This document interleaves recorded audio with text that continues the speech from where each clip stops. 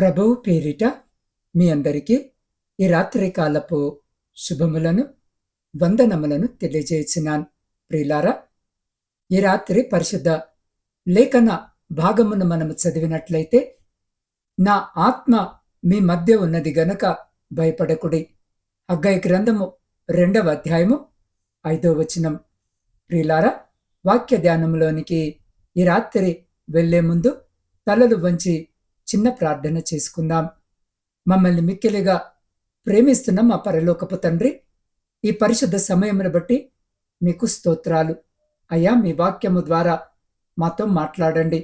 నా ఆత్మ మీ మధ్య ఉన్నది, భయపడకుడి అని మీరిచ్చిన వాగ్దానాన్ని మా హృదయాల్లో ముద్రించండి. అయ్యా, ఈ వాక్యము వింటున్న ప్రతి ఒక్కరితో మీరు మాట్లాడండి. వారిలో ఉన్న భయాలను తొలగించి మీ ఆత్మతో నింపమని వేడుకుంటున్నాం. మా ఆలోచనలను మీ ఆధీనంలో ఉంచుకోమని మా ప్రభువును ప్రియరక్షకుడైన యేసుక్రీస్తు జీవము కలిగిన నామములో ప్రార్థించి అడిగి పొందుకొని ఉన్నాము తండ్రి. ఆమెన్. ప్రియులారా, చదవబడిన లేఖన భాగమును మనము పరిశీలన చేసినట్లయితే, ఐగుప్తులో నుండి మీరు వచ్చినప్పుడు నేను మీతో చేసిన నిబంధన జ్ఞాపకం ఉన్నది కదా. నా ఆత్మ మీ మధ్యన ఉన్నది గనక భయపడకుడి అని లేఖనాలు సెలవిస్తూ ఉన్నాయి. ప్రియులారా, మన జీవితాల్లో కొన్నిసార్లు పరిస్థితులు ఎంతో నిరాశజనకంగా అనిపిస్తాయి. ఇశ్రాయేలు చెర నుండి తిరిగి వచ్చి దేవాలయాన్ని నిర్మిస్తున్నప్పుడు వారి ఆర్థిక స్థితి బలహీనముగా ఉంది. శత్రువుల బెదిరింపులు ఉన్నాయి. అప్పుడు దేవుడు తన ప్రవక్త అయిన హగ్గయి ద్వారా వారితో మాట్లాడుతున్న మాట ఇది. ఈరోజు మనము కొన్ని ముఖ్యమైన విషయాలను గమనించాలి. ఆయన మనల్ని ఎన్నడూ చేయి విడవనని నిబంధన చేసిన దేవుడు. మనుషులు మనల్ని విడిచిన ఆయన ఆత్మ మన మధ్యనే ఉంది. ప్రియులారా, దేవుని ఆత్మ మనతో ఉన్నప్పుడు లోకానికి మనము భయపడవలసిన అవసరం లేదు. అందుకే ప్రియులారా, ఒంటరి మనిషి ఎంత బలవంతుడైనప్పటికీ, ఎంత ధైర్యవంతుడైనప్పటికీ, ఎన్ని ఆస్తిపాస్తులు ఉన్నప్పటికీ ఏదో ఒక చోట భయపడుతూనే ఉంటాడు. ఒంటరిగానే జీవించడం అనేది చాలా కష్టమైనది. ఎవరి తోడు లేకుండా బ్రతకడం అనేది మానసికంగా కృంగదీస్తుంది. అయితే సమస్తమును ఉన్న దేవుడు, సర్వవ్యాప్తి అయినటువంటి మన ప్రభువును ప్రేమిస్తున్న మనము దేనికి కూడా భయపడవలసిన అవసరం లేదు. మనం ఎప్పటికీ ఒంటరి కాదు. మనతో పాటు మనలో దేవుని ఆత్మ నివసిస్తున్నది. ఏ చోట మనమున్నా, ఏ స్థితిలో మనము జీవిస్తున్నా దేవుడు మనల్ని వదిలి ఎప్పుడు వెళ్ళడు. పరిశుద్ధ లేఖనాలు సెలవిస్తున్నాయి, నీ దేవుడైన యెహోవా తానే దేవుడననియు, తనను ప్రేమించి తన ఆజ్ఞలను అనుసరించి నడుచుకుని వారికి తన యొక్క నిబంధనను స్థిరపరచువాడును, 1000 తరముల వరకు కృపచూపువాడును, నమ్మదగిన దేవుడును. నా ఆత్మను మీలో ఉంచితిని, నా నిబంధనను మీతో ఏర్పరిచితిని. నేను మీలో ఉంటిని గనక ఎవడు మిమ్మల్ని జయింపనేరడు. నా కృప నిత్యము మీ మధ్యనే ఉంటుంది, ఎప్పటికీ మిమ్మల్ని వదిలి వెళ్ళదు అన్న వచనముల ప్రకారము, అవును ప్రియ సహోదరి సహోదరుడా, దేవుడు మాట ఇచ్చి ఉన్నాడు అంటే ఎన్నటికీ కూడా ఆయన మాట తప్పేవాడు కాడు గనుక ఆయన మనతోనే ఉంటాడు అని వాగ్దానము ఎప్పుడు నెరవేరుస్తూ ఉంటాడు. అయితే దేవుని ఆత్మ ఎవరెవరిలో ఉంటుందంటే, ఎవరైతే మారు మనసు కలిగి తమ యొక్క పాపపు జీవితాన్ని ముగించి క్రీస్తులో కొత్తగా జన్మించిన ప్రతి బిడ్డలో దేవుడు నివసిస్తుంటాడు. ఆయనే ఆదరణకర్తగా ఉండి ప్రతి విషయంలో మనకు సహాయముగా ఉండే పరిశుద్ధాత్మ దేవుడు. ప్రియులారా, దేవుణ్ణి నమ్ముకున్న ప్రతి బిడ్డను ఆయన తన ఆత్మతో నింపుతానని తెలియపరుస్తున్నాడు. ఈ భూమి ఆకాశములు గతించినేమో గాని నా మాట గతించదు అని దేవుని యొక్క స్థిరమైన నిబంధనను గురించి లేఖనాలు తెలియజేస్తున్నాయి. నేను మీ కొరకు చింతించున్నాను గనుక మీ చింత యావత్తు నా మీద వేయుడి. సమస్త దుష్క్రియల నుండి, దుర్వ్యాపారముల నుండి మిమ్మల్ని రక్షించుదును. దేన్ని గూర్చి భయపడకుడి అని దేవుడు సెలవిచ్చిన మాటను మనం ఎప్పటికీ కూడా మర్చిపోకూడదు. కాబట్టి ప్రియ సహోదరి సహోదరుడా, మనము ఒంటరి వారము కాదని, ఈ లోకమునే సృజించిన దేవుడు ఆకాశమును తన సింహాసనముగాను, భూమిని తన పాదపీఠముగాను చేసుకున్న సర్వశక్తిమంతుడైన దేవుడు హస్త కృత్య ఆలయాలలో నేను నివసింపను అని వాక్యము ద్వారా తెలియజేసిన మన ప్రభు తనను తాను తగ్గించుకొని మనలో నివసిస్తున్నాడు. మనలో ఉన్న దేవుడు ఈ లోకాన్ని జయించిన దేవుడు గనుక మనము దేని గురించి భయపడవలసిన అవసరం లేదు. ప్రియ సహోదరి సహోదరుడా, ఐగుప్తు నుండి ఇశ్రాయేలు ఎప్పుడైతే బయటకు వచ్చారో అప్పటి నుండి వారు దిగులు పడుతూనే ఉన్నారు. వారు బానిసత్వం నుండి విడిపించబడినాము అనే సంతోషము కంటే కూడా ఐగుప్తు నుండి బయటకు వచ్చిన మనము, మన కుటుంబము ఏ విధముగా పోషింపబడుతుంది అనే బాధనే వారికి ఎక్కువగా ఉంది అని మనము లేఖనముల ఆధారముగా తెలుసుకోవచ్చు.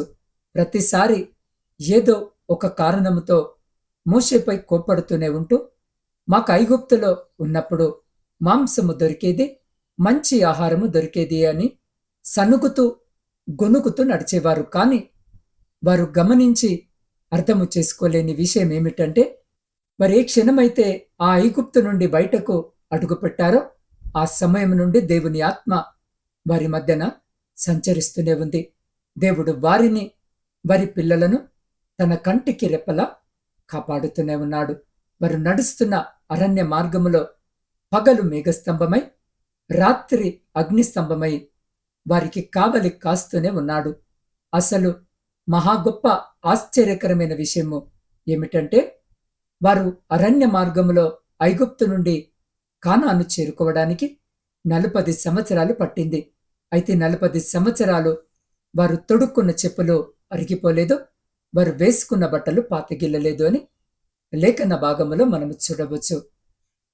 వారికి దేవుడు మాట ఇచ్చిన ప్రకారము ఎటువంటి ఆకలి బాధలు లేకుండా, ఏ లోటు తెలియకుండా, ఎటువంటి అడవి మృగాల బారిన పడకుండా క్షేమముగా దేవుడు వాగ్దాన భూమికి నడిపించాడు.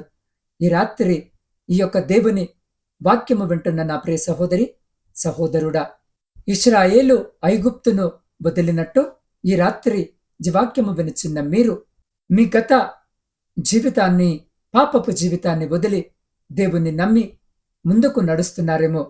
ఇశ్రాయేలు వలె మీరు కూడా అనుకుంటున్నారేమో, పాత జీవితంలో మాకన్నీ ఉన్నాయి, ఇప్పుడు అందరినీ వదిలి ఒంటరయ్యాము, అగమ్య గోచరముగా ఉంది అని.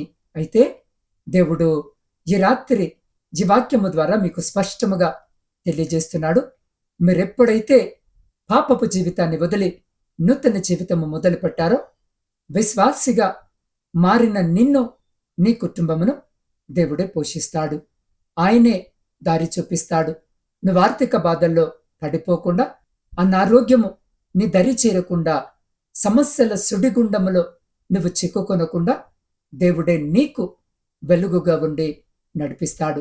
కాబట్టి ఈ రాత్రి వాక్యము వినుచున్న నీవు దేని గురించి భయపడకు. ఆయన నీతోనే ఉన్నాడు, నీ వెంటే నడుస్తూ నిన్ను కాపాడుతున్నాడు అని జ్ఞాపకము ఉంచుకో. మనలో ఆయన నివసిస్తున్నాడు కాబట్టి మనం ఏ వ్యక్తికి, ఏ శక్తికి భయపడకుండా ధైర్యముతో జీవించు వారి వలె ఉందాం. కాబట్టి ప్రియ సహోదరి సహోదరుడా, ఈ రాత్రి వాక్యము వినిచిన్న మీరు ఏ విషయంలో భయపడుతున్నారు? మీ ఆర్థిక ఇబ్బందుల, అనారోగ్యమా, లేక భవిష్యత్తు గురించి ఆందోళన?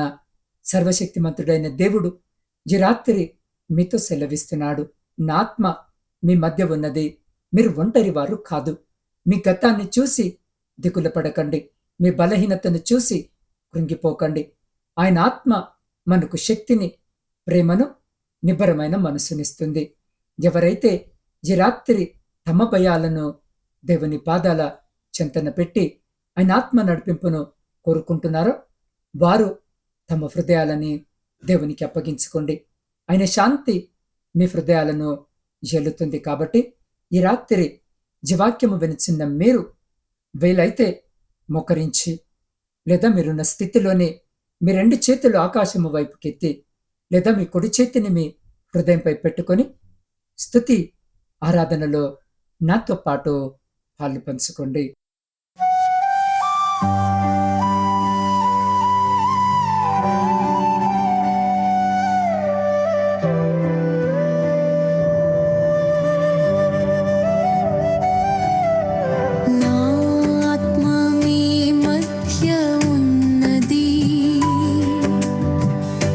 భయపడకుడి, నా శాంతి నీ తోడై ఉన్నది. దిగులు పడకుడి, ఐగుప్తు నుండి మేము విడిపించిన నా నిబంధన మరువలేదు. నేను మీ దేవుడను, మీరు నా ప్రజలు. భయపడకుడి, ఓ నా బిడ్డలారా,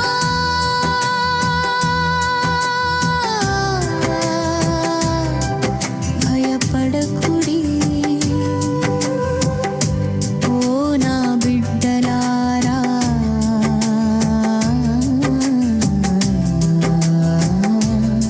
భయపడకుడి.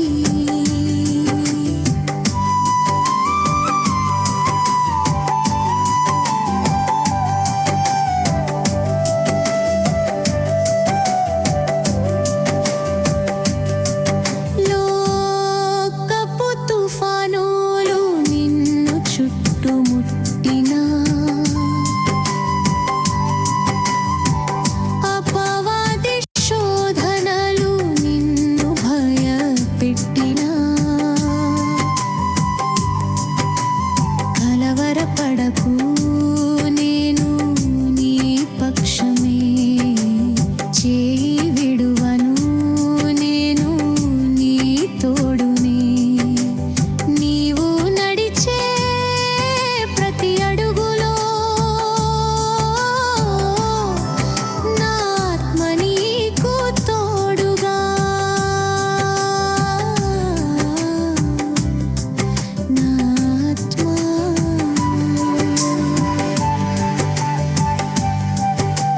శూన్యమైన నీ బ్రతుకును చూసి ఏడవకు. ఆర్థిక ఇబ్బందులని కృంగిపోవద్దు. సమస్తమును నూతనముగా చేసేవాడను నేనే.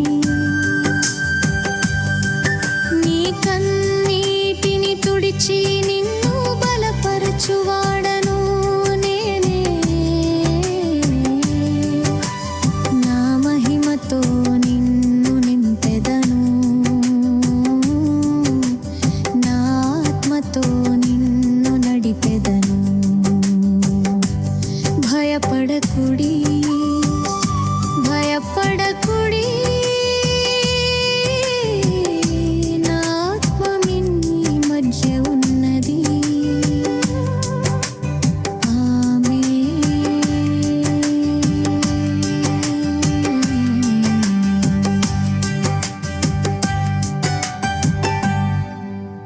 అవును ప్రియ సహోదరి సహోదరుడా, నా ఆత్మ మీ మధ్య ఉన్నది, భయపడకుడి, నా శాంతి మీకు తోడై ఉన్నది. కాబట్టి దిగులు పడకుడి అని దేవుని వాక్యము ఈ రాత్రి మనల్ని బలపరిచి ధైర్యపరిచింది. కాబట్టి ఈ రాత్రి జీవాక్యము వినిచిన్న మీరున్న స్థితిలోనే 1 నిమిషము కళ్ళు మూసుకొని నాతో పాటు ప్రార్థనలో ఏకీభవించండి. మమ్మల్ని మిక్కిలిగా ప్రేమిస్తున్న మా పరలోకపు తండ్రి, మీ ఆత్మీయ సమయమును బట్టి మీకు స్తోత్రాలు. నా ఆత్మ మీ మధ్య ఉన్నది, భయపడకుడి అని మీరిచ్చిన బలమైన వాగ్దానాన్ని బట్టి వందనాలు. ప్రభువా, ఈ వాక్యము విన్న ప్రతి బిడ్డ హృదయంలో మీ శాంతిని నింపండి. వారి జీవితాల్లో ఎదురవుతున్న ఆర్థిక ఇబ్బందులు, అనారోగ్యాలు మరియు భవిష్యత్తు గురించిన ఆందోళనల నుండి వారిని విడిపించండి. లోకపు తుఫానులు ఎదురైనప్పుడు మీ ఆత్మ మాకు తోడుగా ఉండి నడిపిస్తుందని మేము నమ్ముతున్నాం. అయ్యా, మా చేయి విడవక మీ మహిమతో మమ్మల్ని బలపరచండి. అయ్యా, ఈ రాత్రి ఈ వాక్యము విన్న మాకు మీ సన్నిధిని తోడుగా ఉంచండి. ఈ వాక్యము మా హృదయాల్లో ఫలించి మేము ఇతరులకు ధైర్యాన్నిచ్చే సాక్షులుగా జీవించే కృపను దయచేయండి. మా ఆత్మను, ప్రాణాన్ని, దేహాన్ని రాత్రి మీ చేతులకు అప్పగించుకునే కృపను మాలో ప్రతి బిడ్డకు దయచేయమని నీ పాద సన్నిధిలో వేడుకొనిచున్నాం. ప్రాముఖ్యంగా ఈ రాత్రి ప్రయాణాలు చేస్తున్న ప్రతి బిడ్డ ప్రయాణమును మీరు జ్ఞాపకము చేసుకుని క్షేమకరమైన ప్రయాణము దయచేయమని వేడుకొనిచున్నాం. దేవా, శారీరక మానసిక బలహీనతలతో బాధపడుతున్న ప్రతి బిడ్డను ముట్టి శీఘ్రమైన స్వస్థతను, మంచి ఆరోగ్యమును దయచేయమని వేడుకొనిచున్నాం. వ్యవసాయదారులను జ్ఞాపకము చేసుకోండి. వారి పనంతటిని ఆశీర్వదించి వారి సమస్తమును మీ కృపలో భద్రపరచండి. ఉద్యోగము లేని ప్రతి బిడ్డకు ఉద్యోగము దయచేయండి.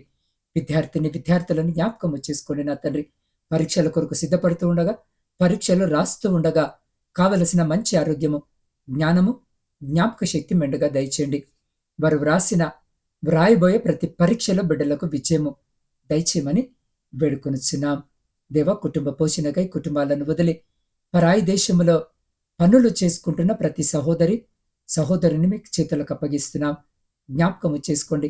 వారున్న స్థితిని మీరు ఎరిగిన దేవుడు వింటున్నావు. ఎంతో మంది బిడ్డలు నా తండ్రి ఆయా దేశాల్లో ఉండి ఆ చోటు స్వేచ్ఛగా పని చేసుకున్నటకు కావలసిన అనుమతులు లేక ఇబ్బందులు పడుతూ ఉండగా అలాంటి ప్రతి బిడ్డకు రాత్రి అకామాను దయచేయమని వేడుకొనిచున్నాం. గర్భఫలములు లేక కన్నీటితో ఈ రాత్రి మీ వైపు చూస్తున్న ప్రతి బిడ్డ గర్భాన్ని ముట్టి గర్భఫలము దయచేయండి.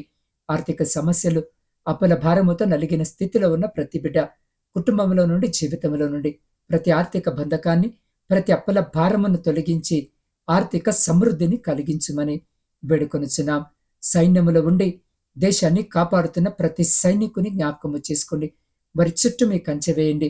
వారిని, వారి కుటుంబాలను మీ బలమైన రెక్కల చాటున భద్రపరిచి ప్రతి విధమైన శత్రువుల నుండి, సమస్యల నుండి బిడ్డలను కాపాడి సంరక్షించమని వేడుకుంటున్నాం.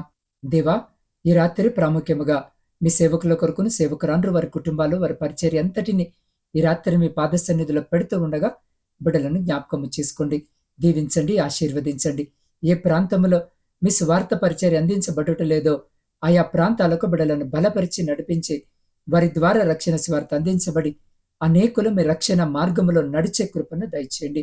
వృద్ధుల కొరకును, వితంతుల కొరకును, శ్రమలను అనుభవిస్తున్న ప్రతి బిడ్డ కొరకు ప్రార్థిస్తున్నాం. ఏకాంత జీవితాన్ని గడుపుతున్న బిడ్డల కొరకు ప్రార్థిస్తున్నాం. బిడ్డలకు తోడుండండి, మీ కృపను దయచేయండి. కావలసిన సహాయము బిడ్డలకు దయచేయమని వేడుకొనిచున్నాం. అయ్యా, సొంత గృహాల కొరకు ఆశ కలిగి మీ వైపు చూస్తున్న ప్రతి బిడ్డ కోరికను తీర్చండి.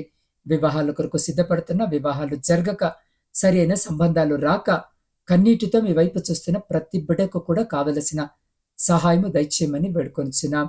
దేవా, ప్రపంచంలో శాంతిని, సమాధానాన్ని కలిగించండి. విడిపోయిన విచ్ఛిన్నమైన ప్రతి కుటుంబాన్ని కట్టండి. ప్రాముఖ్యంగా ఈ రాత్రి నాత్మీయ కుటుంబ సభ్యులందరినీ మీ పరిశుద్ధ పాదాల చింత పెడుతూ ఉండగా వారు మీ పాద సన్నిధిలో పెట్టే ప్రతి కోరికను మీరు ఆలకించి అంగీకరించి ప్రతి న్యాయమైన కోరికకు సమాధానము దయచేయమని వేడుకొనిచున్నాం.